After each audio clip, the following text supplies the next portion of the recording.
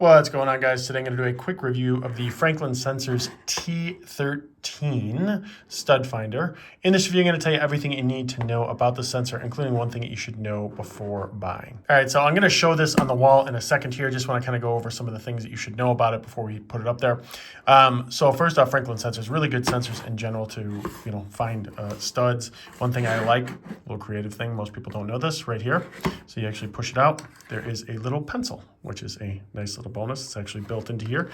Makes it really easy to make those measurements as you're doing things with it. It has a built-in leveler as well, which is nice. Right here is what you press to actually show. So I'm going to press it right now. It'll show studs. Now this is just the table, so there's something under the table. See how it turns red again. I'll show it on the wall in a second. These Franklin sensors have 13 sensors on the bottom here, which, usually a sensor has like 1 to 3, 1 to 2. So 13 is quite good. You don't need to do any calibration. You don't need to hold it up to the wall to get everything going. It just works really, really easy and pretty seamless. And then they also have this ruler right up here, so you can kind of measure with whatever it is that you're doing. That all said, let's go ahead and put this on the wall so you can see it in action. All right, so we got it on the wall here. You can see I'm not going to press anything now. I'm just going to put it right up against the wall. I'm going to press a button, and nothing is happening yet. Had a little glitch there, but basically it's telling me that, hey, there's a stud at the end there. And then I know there will be a stud over to the right here. That's actually a stud right there too. Now you can see the 3 different lines. Basically the middle line is the center and the other 2 the outside. And as you move it, right, it moves with where the stud should be. Now, one thing I love about these sensors, so that was just a bare wall over here, right? Here, this is a texture wall. These are basically something to mute the sound in this room. We use it for recording for various things.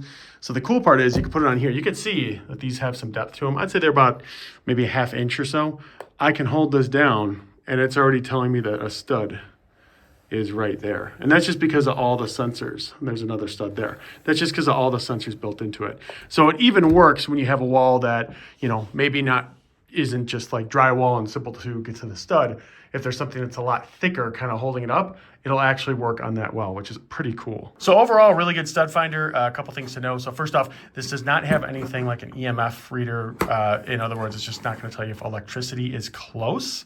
So, that's something to keep in mind. Some of them do, some of them don't. This particular model does not. In addition to that, one of the weirdest things probably is the batteries. So you may be wondering, where do the batteries go for this thing? You actually open it up right there. So it's just this weird thing that I actually struggled with. Batteries go right here, 2 AA's, but works really well. These batteries last for a long time. Really high quality product. Absolutely love it, and definitely recommend it if you're considering it.